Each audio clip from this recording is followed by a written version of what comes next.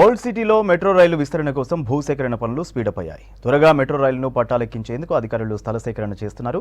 CM Revanth Reddy ఆదేశాల మేరకు దాదాపు 7.5 కిలోమీటర్ల నిడివి గల ఎంజీబీఎస్ నుంచి చాంద్రాయనగుట్ట మార్గంలో భూసేకరణ పనులు చేపడుతున్నారు అధికారులు.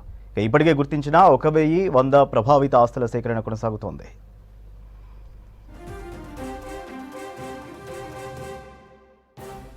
ఈ ప్రభావిత ఆస్తుల ఇప్పటికే 900 ఆస్తులకు సంబంధించిన రిక్విజిషన్ ని జిల్లా కలెక్టర్కి సమర్పించామన్నారు Hyderabad airport metro limited MD NVS Reddy.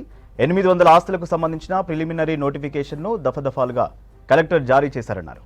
Notify చేసిన ఆస్తులలో 400 ఆస్తులకు ప్రిలిమినరీ డిక్లరేషన్ను కలెక్టర్ జారీ చేశారన్నారు ఎన్వీఎస్ రెడ్డి.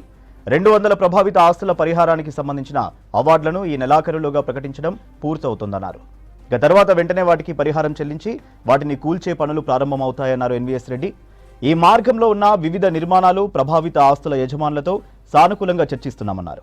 భూసేకరణ చట్టం ప్రకారం స్థలం సేకరించి రోడ్డు విస్తరణ పనులు చేపడుతున్నామన్నారు ఎన్వీఎస్ రెడ్డి. రోడ్డు విస్తరణలోనూ మెట్రో నిర్మాణంలోనూ మతపరమైన చారిత్రక కట్టడాలన్నింటినీ తప్పించి వాటిని ఇంజనీరింగ్ సొల్యూషన్లతో పరిరక్షిస్తున్నామన్నారు ఎన్వీఎస్ రెడ్డి. మెట్రో రైలు రాకతో పాత నగరం ఎంతో ఆకర్షణీయ ప్రాంతంగా రూపుదాల్చనుందన్నారు.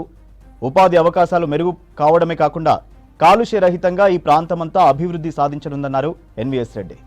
భూసేకరణ ప్రక్రియను నిరంతరం సమీక్షిస్తూ పనుల ప్రగతిని ఎప్పటికప్పుడు సీఎం రేవంత్కు వివరిస్తున్నామన్నారు ఎన్వీఎస్ రెడ్డి.